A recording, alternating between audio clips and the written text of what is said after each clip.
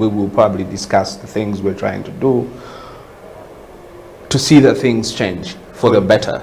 Good. Sean, on the CEO bench, for everyone who is following, we're live on our YouTube studio where we actually streaming from. So YouTube studio, for everybody asking for a link, is actually House of Talent Uganda.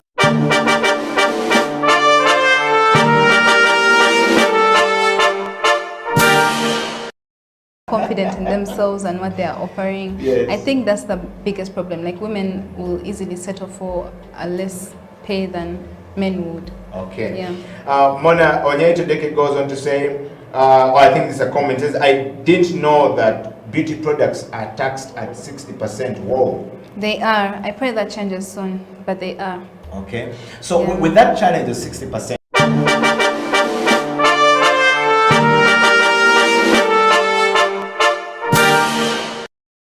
setting up the company, you're doing tours all across the world. You know, a personal account is great, but how these things are taxed becomes important for you know, for your business later on.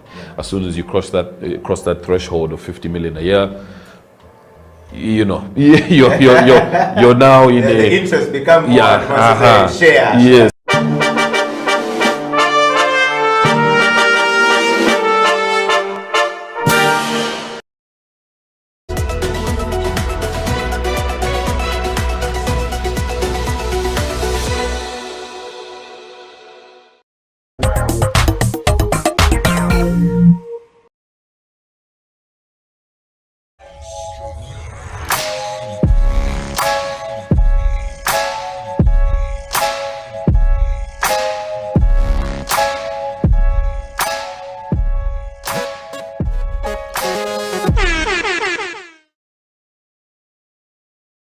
You know, there's someone out there, Yes. a girl who's looking at you and saying, you know what, I want to be an MVP, Yes. like Liz one day. Yes. Okay, so I just want you to look right into the camera Yes. and talk to that little girl. Let her know the steps that she needs to reach where you have reached and go even above that. I'll call them the little princesses. Okay. Love what you do. Have purpose. Go at it with all your heart. Make sure every dream of yours comes to pass. But above all, God first. That factor, you can never put it out when you want something in life. Yes, God first, then basketball with purpose. Yes.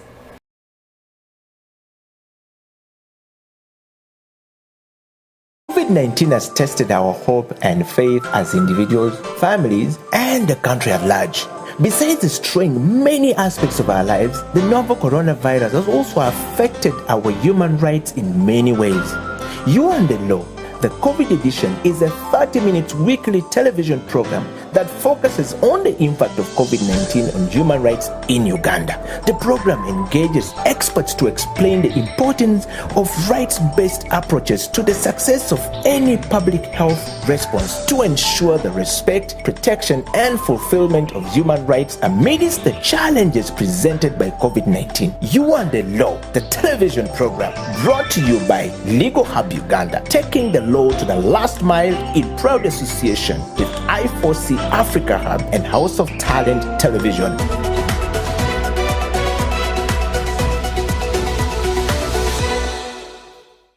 You know, we're working on a case in Mitiana, and this is one of the saddest cases I had ever dealt with, because this woman was pregnant. It just portrays an ordinary Ugandan woman. Yeah. She's very pregnant with twins. She didn't have money for a scan, so she didn't know she had twins. So she reaches, time to give birth, she goes to a health center 3. When she reaches there, she produces the first twin. After giving birth to the first twin, the second one was breech. Unfortunately, the health center 3 couldn't give her a C-section. So they give her a referral letter to go to Mitiana General Hospital. Mitiana General Hospital was 13 kilometers away on a Maram Road. Now just know there are no ambulances. They had to put on a border.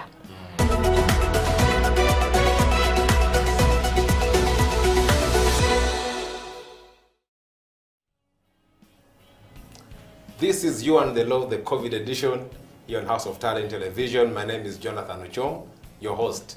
As you all know, You and the Law is simply about the law and making it simple for any person in this country. Because as we've always discussed, the law affects every aspect of our lives.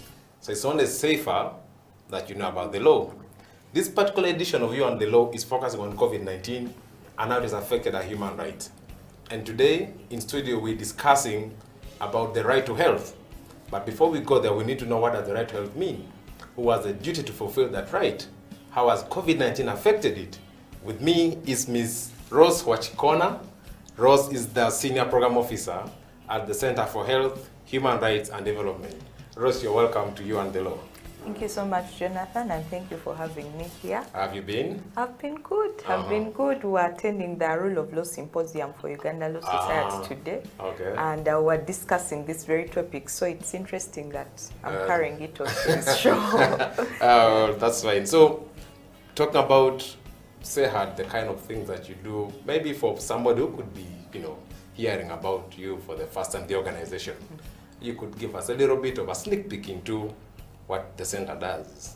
SEHAD was started in 2009, and the primary purpose of setting up the organization was to promote the justiciability of the right to health. Justiciability. The justiciability, Some which of those words enforcement. okay. To make sure that you can enforce. There's a lot of concentration on civil political rights at that time, the right to vote, right to practice your religion, freedom of movement, all those civil political rights, as we would call them, but there was very little emphasis on what we call socio-economic rights, which deal majorly with social security, like the right to food, right to adequate food, the right to health, the right to clean and healthy environment, some of the right to shelter, all those fall within socio-economic and cultural rights. So we were challenging ourselves to say, are we able, is a human being, a Ugandan, able to enforce a socio-economic right within this country? So the organization was set up in 2009 to ensure that it does that. Its major aim was to do advocacy, to do litigation, but also empowerment in terms of the right to health. And we've done several cases in public interest litigation, majorly looking at maternal health, but we've also extended into issues of regulation of the private sector when it comes to health, and issues of mental health. So we've expanded into several areas where we've made inroads in litigating the right to health. Okay, you sort of starting on a high note, talking about how enforceable this right is, but perhaps before we got there, can we just understand when we talk about the right to health, what are we talking about? Why should I care about the right to health? Like, what's the big deal about this right? The right to what health. does it contain as a package? What do I find? What will I find there if I say this is the right to health? The right to health has its bedrock or its foundation in the human rights of Uganda. When you talk about the human rights of Uganda, they were set up after the Second World War. So countries went to war, they fought each other, everyone died. Then afterwards they said, we should stop killing each other. We should find a way of living harmoniously. So in 1948, the UN set up this big assembly. They met together and they passed what we call the Universal Declaration of Human Rights. So many countries in the world, including countries that you wouldn't assume, are actually signatories to the Universal Declaration of Human Rights. And under the Universal Declaration of Human Rights, they established several human rights. And then they established several committees and several conventions to come up with specific rights and explain them. So thereafter, they set up what we call the Convention of Economic, Social and Cultural Rights. So it has under Article 12 what they call the right to the highest attainable standard of health. Highest attainable standard of health. So this doesn't mean that you have a right to be healthy, that every time you get malaria, the government must be held responsible. No, no, you must take care of your own health, but it means that the government must put in place certain things to make sure that you're able to enjoy the highest attainable standard of health. Not just your physical health, but your mental health, your spiritual health, your social well-being, everything to make sure that you are okay and living in that particular way. So Uganda ratified this particular convention, and then we haven't yet domesticated it into our constitution per se, but jurisprudence or court decisions, which can also make law, have read into the fact that if you have ratified an instrument internationally, then you can enforce a particular right at a domestic level. So we enforce it through that, but we also enforce it through the right to life, and also through the right to freedom from cruel, inhuman, and degrading treatment, and also the right to dignity. So what does it mean for a normal Ugandan if the right exists? The right means that the government has what we call 3 obligations. There is an obligation to respect, an obligation to protect, and an obligation to fulfill. Okay, that's a very interesting area. Yes, so let's build on those obligations, because I want to see Ugandans holding people accountable on some of these issues. So when you talk about respect, what does it actually mean? When we talk about respect, it means that the government by itself should stay away from violating that human right. So they shouldn't do anything that would not enable you to enjoy the right to health. What are the things that a government will do that would make you sick? For example, they can put in place a law or a policy that would forbid you from accessing that particular right. So they have to stay away from that. Equally, maybe they may take away a health center. There they are taking away your right. So they are not respecting it in that particular region. You're enforcing another human right, not the right to health. Yeah, it could be in freedom from cruel, human, and degrading. But it affects your health. But it does affect your health, because all human rights are interlinked, and they just sort of feed into each other. So you can't have one without having the other, and it's one of the basic principles of human rights. So they cannot in any way stand in the way of you. Like, for example, if you remember what happened in COVID-19, women were pregnant, they had to go to hospital to give birth. But then the curfew was saying that everyone must be at home, but I am due. So that in itself means the government is not respecting your human right, because they are placing a barrier in place of you being able to We'll talk about those COVID experiences later on, but you talked about 3 rights, you've explained one. How about the protect option? The protect option now extends to third parties. When you're talking about protecting, it means that the government must make sure that no third party hinders your right to health. So they must put in place processes to make sure that people don't stop you from enjoying your right to health. I'll give an example of maybe if you've got an accident on the road and you need emergency care and you're rushed to a hospital. They have in their guidelines what they say, that when a person comes in and they need emergency help, before they pay, treat them, put them in a place where they are okay and can survive, then they pay later. Now, where a health facility tells you that cash down before we put your leg back in order, the government has not put in place enough protective mechanisms for you to enjoy your right to health. So it's about the government's obligation to make sure that third parties do not interfere with your right to health. And the last one, which is fulfill, is the most contentious. Because the other 2 are easy. They just mean an obligation. But the challenge with fulfilling is that it imposes a positive obligation on the government.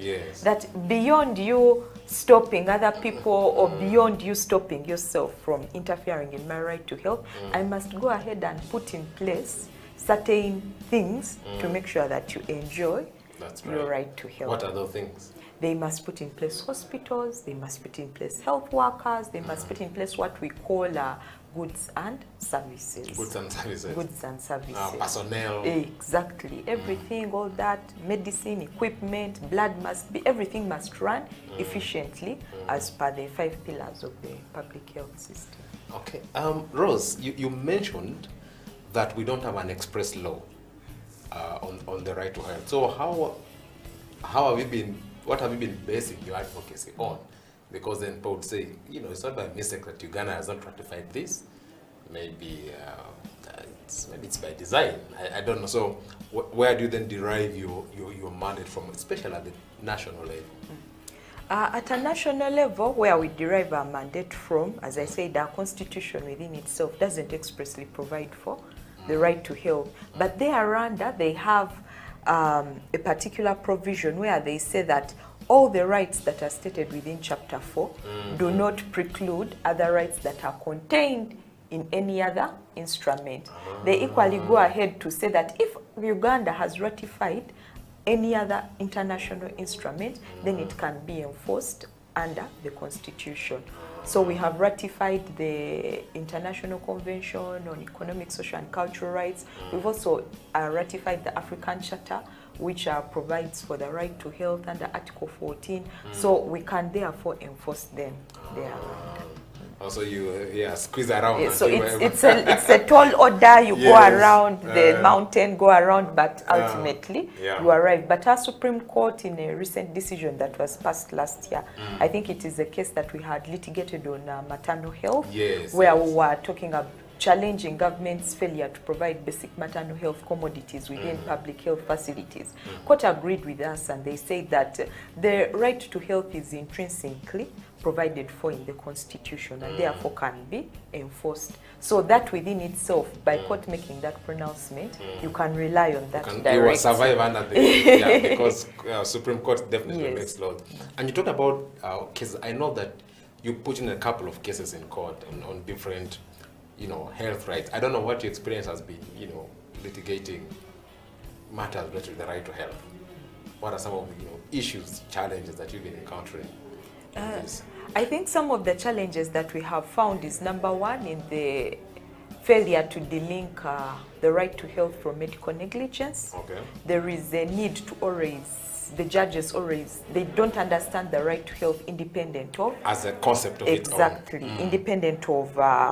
Independent of medical negligence. The problem with medical negligence is that it looks at health in isolation, and it looks at the wrong that has been committed by a health worker individually. But when we tried to take cases to court through that way, we found that our system within itself is flawed. So a health worker may be available, but they cannot work on a patient because they have no gloves. Or maybe there is a case we had in Arua where there were 2 midwives and they were working on 40 mothers on a ward at one time. Definitely issues of blood, blood transfusion. A health worker may be there, but they don't have blood to transfuse you with. Or another case that we worked on in Mitiana, where the midwife was looking at a woman bleeding, but because they had no gloves, she couldn't even touch the woman. So people will blame the health worker, but then the system must support the health worker to do their job. And medical negligence cannot support such a claim. It cannot support it. So you have to take it through the right to health, because then you're able to attack the system in its entirety instead of limiting it to maybe the limitations of a health worker, because our health system within itself is completely flawed. I mean, that's quite a chilling account, some of the revelations you're highlighting here. So then, with all the issues that we have in our health sector already, we get COVID-19. Novel, some people argue that, when it was in China, we were like, that's a Chinese problem. We're good, as a country. But then, I think it was around March or something like that, we started, the signal started dropping in that perhaps the virus is not very far from home, and a lot of things, had to change. So at this point, I would like to get your insights specifically on how COVID-19 impacted on, of course, human rights broadly, but specifically for this conversation, the right to health, because it's a health issue, of course. COVID is, but specifically from the way you've crafted explained the right to our viewers, we now see what obligations accrue and what needs to be done, and perhaps what was done. So I think we'll start after a short break on how the government of Uganda responded and how the virus affected our country. Viewers, you're watching You and the Law, the COVID edition here on House of Talent Television. My name is Jonathan Ochom, and today we are sitting with Ms. Rose Wachikona from the Center for Health, Human Rights and Development that we mainly know, popularly know as CEHAD, to discuss how COVID-19 has affected the right to health. Let's go for a short break. We'll be right back.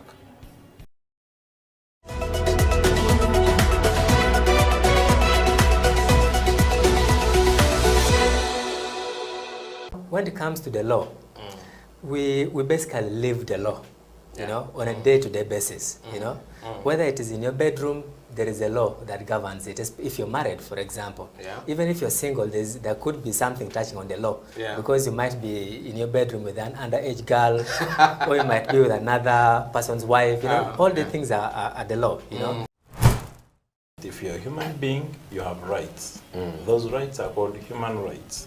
They are examples: the right to health, the right to freedom from torture, that underscores human dignity, freedom from slavery. You're not supposed to be someone's slave.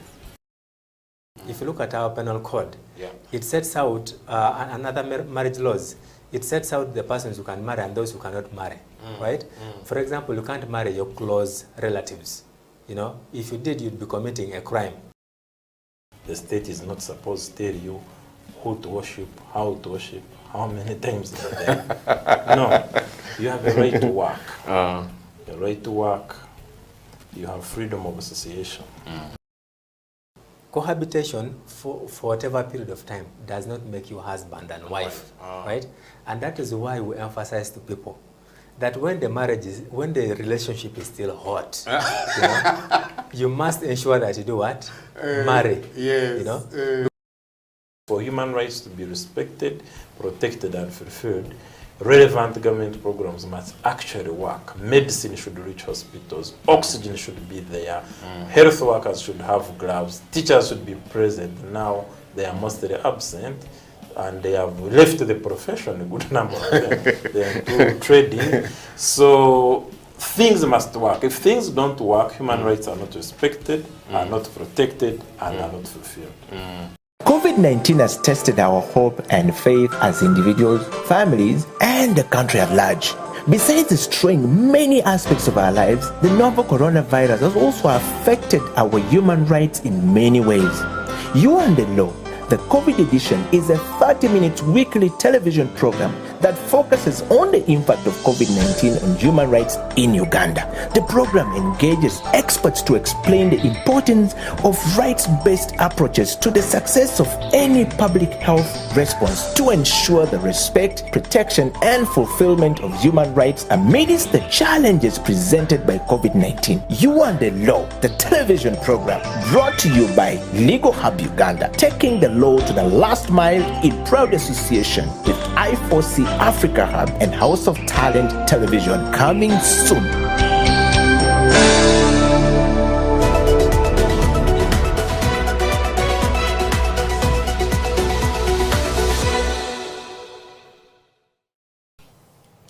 Welcome back. This is You and the Law, the COVID edition here on House of Talent Television.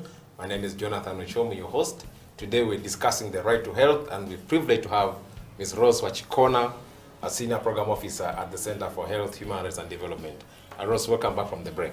Thank you so much. Yeah, so before we went for the break, we started this conversation on how the right to health has been directly hit or affected by COVID-19. And I thought you could, pick on from there. What are your insights? I don't think it has affected it negatively. I think it has exposed the challenges and the things that we have been talking about for the past, I don't know how many years. Okay. You know, people always had this presumption that, social security is not an issue that we should put a lot of effort into. You people are asking for too much.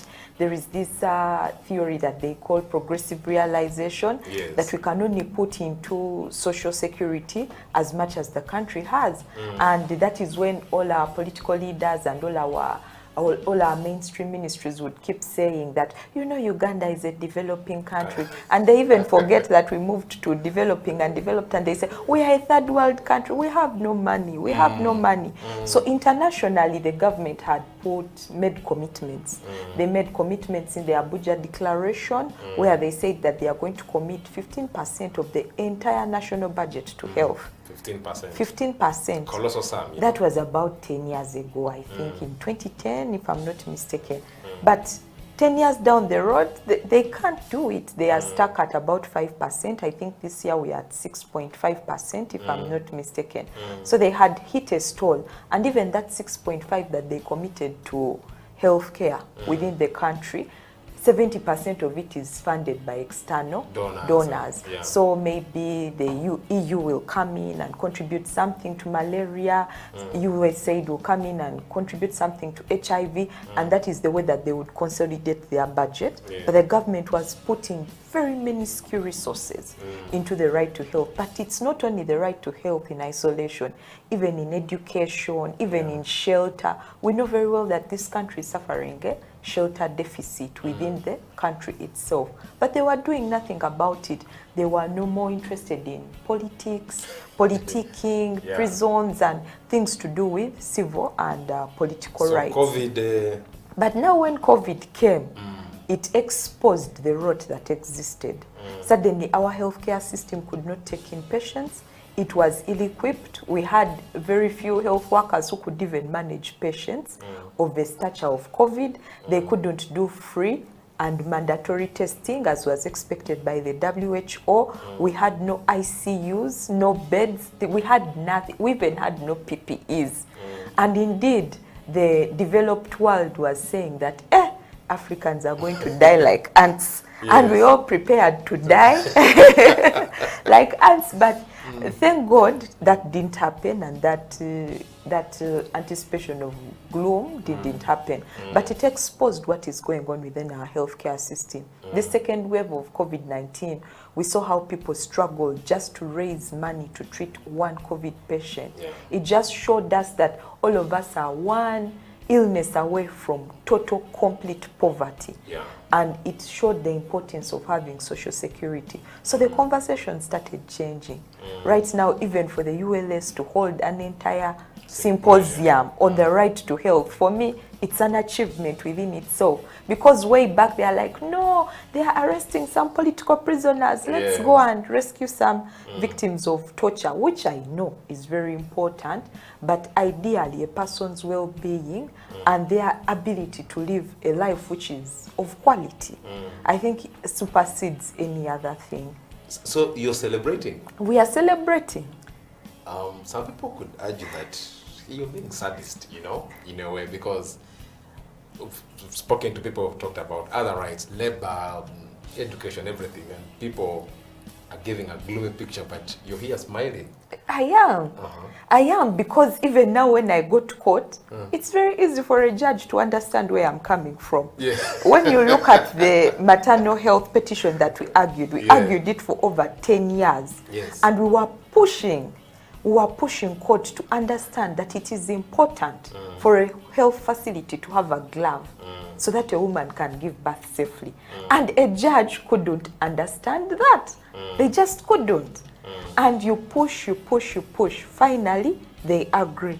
But now, when we filed a case challenging the regulation of private health facilities, suddenly everyone was understanding where we are coming from. The judge was like, indeed, these health facilities are charging too much money. How can you charge 5 million per person? No, the government agreed, and the matter was settled within a span of 1 month, which is something we had never heard of, because the government felt it wasn't a priority for them to look at social security. So for me to walk into a courtroom with a case, with a cause of action in the right to health, and the judge welcomes it, for me that calls for celebration. Okay, quite a rare one, to be honest, from the number of people that we've hosted here. But then I'll take you to the government interventions. So of course, when the virus, came here, government had to act to ensure that we curb down its spread. But what do you make of the interventions that were put in place, and to what extent did they protect the right to health? What worked? I think the COVID-19 exposed where we are going in the future with human rights, and that is the conflict that arises between human rights. Right now you look at public health, then you look at them limiting our rights to freedom, you look at limiting the right to education, limiting the freedom to movement, and you see the tag. You begin to look at the tag. The interventions of the government, of course, were timely. For that, we thank them for whatever it is that they did.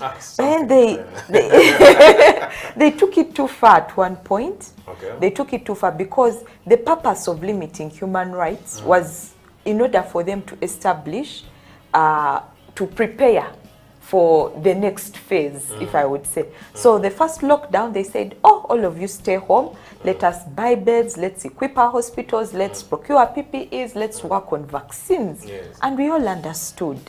And we stayed home. But they didn't do that. They didn't procure PPEs. They didn't equip our health facilities. They didn't do anything. So when the second phase comes in, again, it finds us where we were in the first phase. Yes. And again, they lock us down in order to prepare for a third wave. But again, they still haven't done what they are supposed to do. So the challenge is we now begin to delve deep into what does it mean to restrict a person's human rights indefinitely. When you're talking about restricting the right to education, and a child has been seated at home indefinitely, you don't know when the schools are going to open. Is that justifiable in a democratic society? We have to begin asking ourselves some of these questions, because it's well and good, even our constitution says that these rights can be limited for purposes of national security, which includes, it has been interpreted again in another case in the Supreme Court, to include issues of public health. But then again, there are schools of thought that are coming in to say, what does it mean to restrict my right indefinitely? So there are people who have come up, and there are decisions that have been made on how you can be able to restrict a human right. And number one, they say it must be within law. Now, the restriction of human rights on the basis of law is under the Public Health Act. But our Public Health Act was made in 1935. It caters to diseases like smallpox, measles, diseases of long ago. Some of us just hear them like there used to be smallpox somewhere, but really it's not a reality for most of us. And this brings to our mind archaic laws. Can you limit my right based on an archaic law? But we had presidential directives. Were they not filling the void? But now those presidential directives, were they made legally? Because under the Public Health Act, the powers are given to the minister. I don't know when our president became a minister, but he constituted himself into a wrong... Some people argue it's a wrong office. That ministers exercise delegated authority. No, but for her, she's given powers directly from the law. But now she was deriving her powers from the presidential directives instead of from the Public Health Act, as she is mandated to do. So that within itself also wasn't legally done. The person who was supposed to be at the forefront of the fight against COVID-19 was supposed to be the minister to issue ministerial directives and statutory instruments. But now they turned it upside down. But on a basis of a law which is an inheritance of colonialism. Again, we go down to the discussions that we are having.